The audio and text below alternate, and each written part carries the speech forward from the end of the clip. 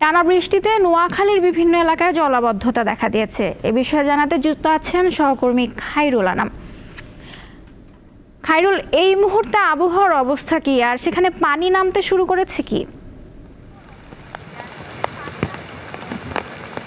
নওশীন, আসলে বিগত 4 দিনের টানা ভারী বর্ষণের ফলেই কিন্তু নোয়াখালীতে রাস্তায় চলাচলের অনুপযোগী হয়ে পড়েছে। গেল টানা 4 দিনের বৃষ্টিতে কিন্তু আপনি আমার পিছন দেখতেই পাচ্ছেন, এমন কোনো পাড়া মহল্লা নেই সদরের যেখানে পানি উঠেনি। যদিও গেল 3 দিন টানা বর্ষণ হলেও আজ সকাল থেকে কিন্তু বৃষ্টি বন্ধ ছিল, কিন্তু বেলা 11টার পর থেকেই কিন্তু মুষলধারে বৃষ্টি শুরু হয়। তার পাশাপাশি আমি যদি বলি, সবচেয়ে বেশি ক্ষতিগ্রস্ত হচ্ছে নোয়াখালীর কোম্পানিগঞ্জ, কবিরহাট এবং কি সুবর্ণচর। এগুলো হচ্ছে নোয়াখালীর উপকূলীয় অঞ্চল। আপনি জানেন যে গেল বছরের ভয়াবহ বন্যার কারণেই কিন্তু কোম্পানিগঞ্জের মুসাপুর ক্লোজার যে সুইচ গেট সেটি ভেঙে যাওয়ার কারণেই কিন্তু মেঘনা এবং কি ফেনী ছোট নদীর পানিগুলো কিন্তু ঢুকে কিন্তু কোম্পানিগঞ্জের অনেক ক্ষয়ক্ষতি হচ্ছে, অনেক মানুষ কিন্তু ঘর ছাড়া থাকছে না। ঠিক আমি এই মুহূর্তে আছি নোয়াখালী সদরে একই অবস্থা। সদরের প্রত্যেকটা পাড়া মহল্লায় কিন্তু পানি জমে গেছে, চলাচলের অনুপযোগী হয়ে পড়েছে। আমরা আবহাওয়া অফিসের সাথে কথা বলেছি, তারা বলছেন যে গেল 24 ঘন্টায় কিন্তু 202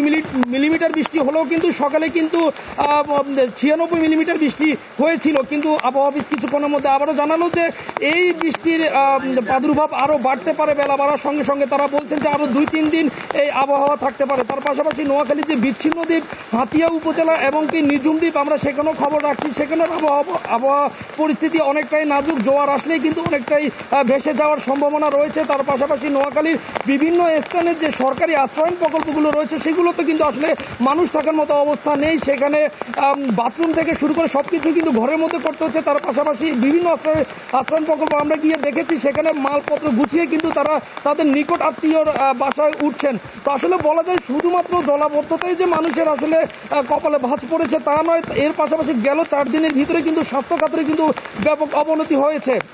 আপনার ডায়রিয়া থেকে শুরু করে ডেঙ্গুর প্রকোপও বাড়ছে। তো সবশেষ বলা যায় নওশীন, আসলে টানা বৃষ্টির কারণেই কিন্তু নোয়াখালী মানুষ পানিবন্দী রয়েছে, লাখ লাখ মানুষ কিন্তু পানিবন্দী রয়েছে। তো এই ছিল নোয়াখালী সদর থেকে আমার কাছে সর্বশেষ। নওশীন। খায়রুল, আপনাকে ধন্যবাদ।